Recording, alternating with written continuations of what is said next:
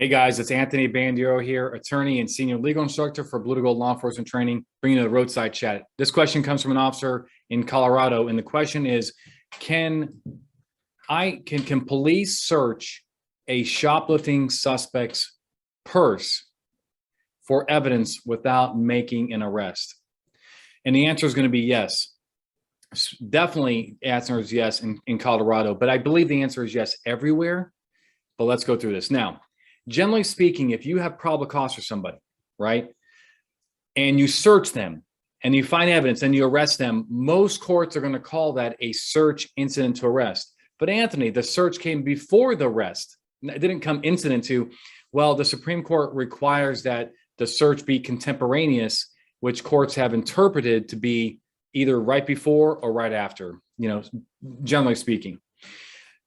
However, when you're not going to make an arrest, the PC search is generally authorized under exigency, right? Because when you stop out somebody, do you really have, and you have probable cause that they have evidence, you're going to cite and release them or whatever, do you really have enough time under the circumstances to go get the warrant? Probably not. Most courts will justify under exigency. And here's the background.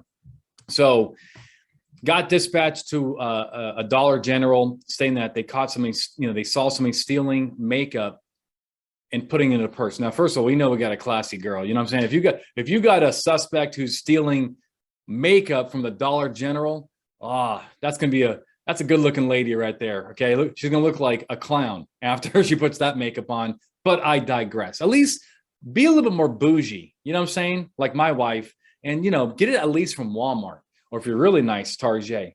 But I will continue. They knew she put it in her purse. They called police. They gave a great description. He arrives in the area. She left the store, right? They're not going to physically detain her. They arrive soon after. They see her in the same area, walking away from the store, spot on description of the suspect. So they got the probable cause. They got the victim. And in this case, she actually consented to search the purse, which is great. I'm glad that the officer asked for consent because it gets around this whole issue. But the money question is, okay, what if she says no? What am I going to do? I say search the purse. Now, I have a case from Colorado that's directly on point. The case is People versus Blackman. It's Blackmon.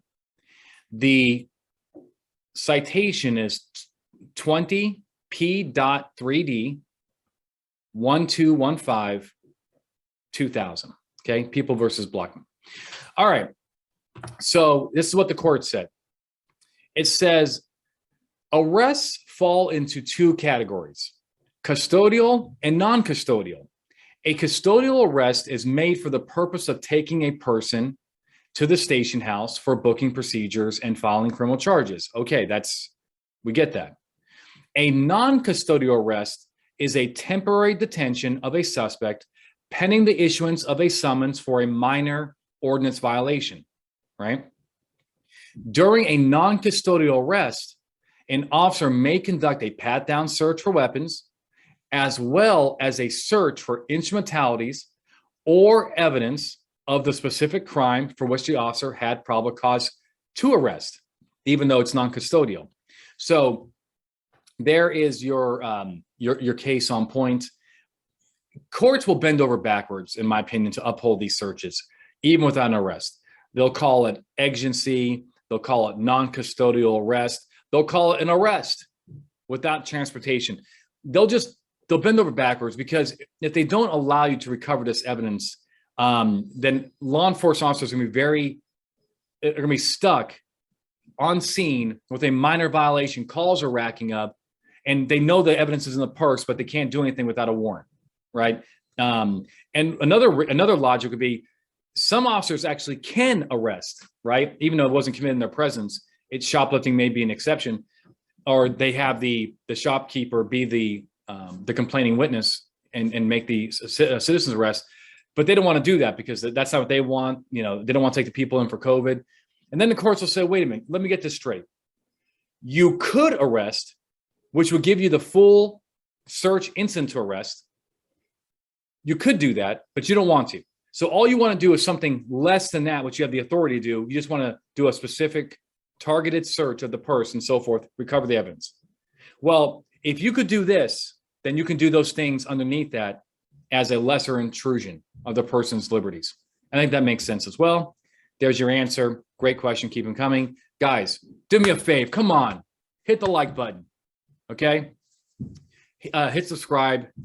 Add a comment below. Let me know if you like it or don't like it. Either one is fine, right? Or what if you want me to do something different. Share with your friends. And guys, that's all I have for you. Until next time, my friends, stay safe and keep up that amazing job you're doing out there protecting your community. All right, bye. When it comes to law enforcement training, we are the gold standard. Visit bluetogold.com or call 888-579-7796 to learn more about our training, books, and free webinars. Also, don't forget to like, subscribe, and share this channel.